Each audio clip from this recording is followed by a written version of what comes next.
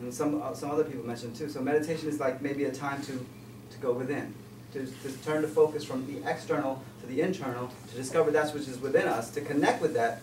And the more we do it, the more real and the more tangible it becomes. Because like Ernest Holmes says, the practitioner of this science must take enough time away from the world to be with themselves long enough so that that which is spiritual becomes more real than that which is physical. Those are not the exact wording. I'm paraphrasing.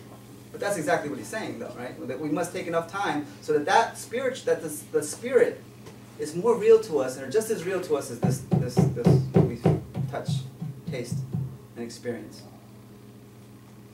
And so that's the devotion that we all talked about. And it's great to have a community where people are devoted to that practice of awakening to themselves.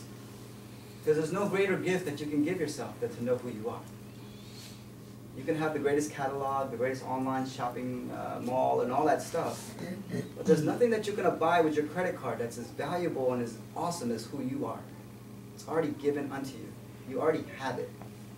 Okay, so the first idea is that we're going to step into, stronger than we ever have. I'm sure you're already aware of this idea, is that we already have it. We have it now. So let's say that together, that we have it now. We have it now. It's in us. It's within us. It's in me.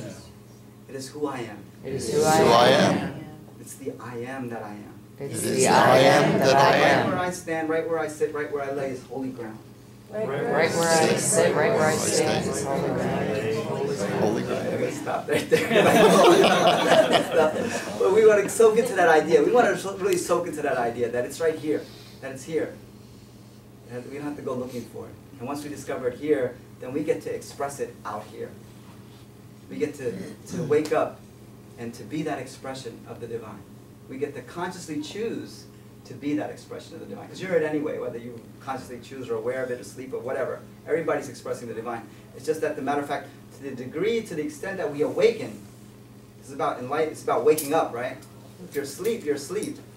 But if you're awake, then you're aware of stuff that you're not aware of that when you're asleep. You know, when you're asleep, you don't know where you are. You know, you might think you're in Disneyland somewhere, but you could be in your bed, right? But when we're awake, we're aware of where we are, in whom we are. And real waking up is waking up to that idea. And we forget, and we have each other to remind ourselves of who we are, where we are. And that's why coming to a place like this helps us to reconnect and to remember, come back, remember ourselves back, like Humpty Dumpty, you know? It's that the shell that falls on the floor, it's cracked. And we're like that fragmented personality, and we need to be pasted back together. But once we remember who we are, then that sense of separateness that we talked about, sense of separateness gets dissolved, that the places that are cracked, the fractured personalities, become healed and come into that place of wholeness that she first brought up. Wholeness. Whole. We are whole. When you're whole, you don't need anything else, right? But it's great to have somebody to share it with.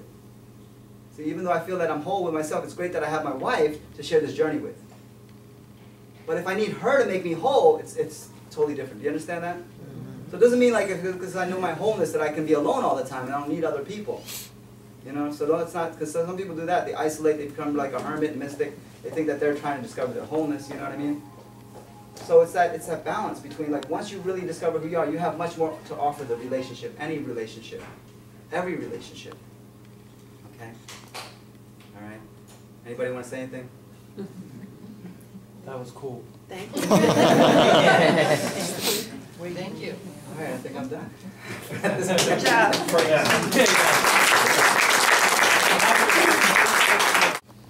But what also happens is by taking a flame and circling it in this gesture, it takes away, it dissolves your negative energy.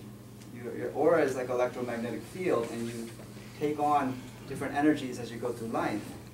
And this practice of taking the flame and circling in this manner cleanses the aura, dissolves negativity that may have you're like a sponge that you may have absorbed through your day. So we're going to play a song of Arti by Russell Paul, and I'm just going to go around individually. You can just sit there, you know, with your eyes open, or your eyes closed, with your hand in your heart or whatever, and I'll just circle a few times with the flame in front of you.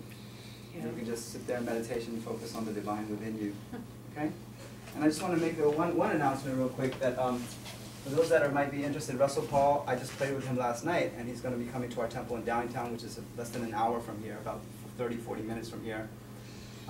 Not this weekend, coming up, but the weekend after, the 14th. We're going to have a concert on the 14th there at the temple, and then it's a whole weekend retreat. The retreat is on sacred union. It says for thousands of years, Hindus have worshipped divinity as a sacred union, such as Radha Govinda, as we have up here in the front of our altar today, Shiva, Shakti, Sita, Ram, and so on. This weekend is dedicated to celebrating and rediscovering the sacred mystery in our own lives, primarily through our own direct inner experience. The more we tap this experience of sacred union, the more it plays out in all our relationships. I'll leave these up here. So go ahead.